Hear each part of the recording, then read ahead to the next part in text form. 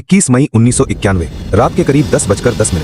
जगह तमिलनाडु का श्री पेरम्बदूर। चुनावी रैली चल रही थी। भीड़ नारों से गूंज रही थी, लेकिन किसी को अंदाजा भी नहीं था कि अगले ही पलों में इतिहास बदल जाएगा, क्योंकि इस भीड़ में छुपी थी मौत।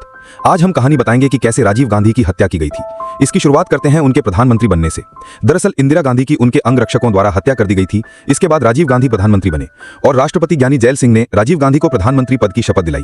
मात्र 40 वर्ष की आयु में वो भारत के सबसे युवा प्रधानमंत्री बने थे। राजीव गांधी का दृष्टिकोण बेहद आधुनिक था और वो भारत को भ्रष्टाचार मुक्त बनाने की चाह रखते थे।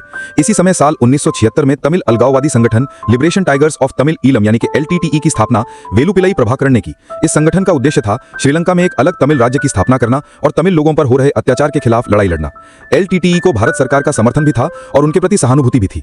इंदिरा गांधी के कार्यकाल में भारत की खुफिया एजेंसी ने कुछ तमिल गुटों को प्रशिक्षण और समर्थन भी दिया, लेकिन साल 1987 में भारत सरकार और श्रीलंका की सरकार के बीच समझौता हुआ। इसके बाद राजीव गांधी ने इंडियन पीस कीपिंग फोर्स को श्रीलंका भेजा ताकि श्रीलंका में हो रहे संघर्ष को खत्म किया जा सके और LTTE को निरस्त किया जा सके। शुरुआती दिनों में तो LTTE ने भारतीय पीस कीपिंग फोर्स का स्वागत किया, लेकिन समय के साथ हालात बदलने लगे और LTTE को यह भारत का हस्तक्षेप लगने लगा।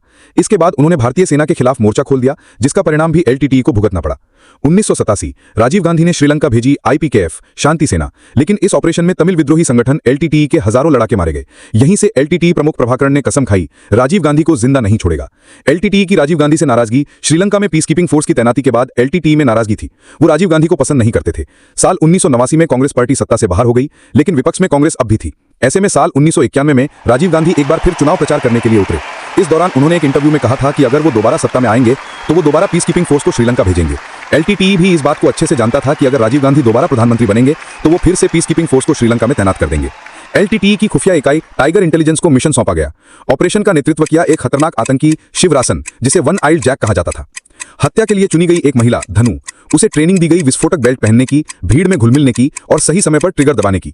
योजना थी फूलों की माला के बहाने राजीव गांधी के पास पहुंचना। भारत में LTTE का नेटवर्क एक्टिव हुआ। श्री पेरम्बदूर की रैली को चुना गया क्योंकि यहां सुरक्षा ढीली थी। हर मिनट हर कदम पहले से तय किया गया।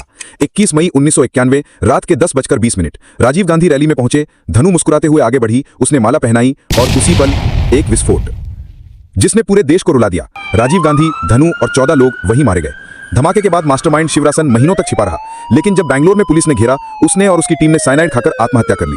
सारी साजिश हमेशा के लिए रहस्य बनकर रह गई। राजीव गांधी की हत्या सिर्फ एक इंसान की मौत नहीं थी, बल्कि भारतीय राजनीति का सबसे बड़ा ट्रेजेडी।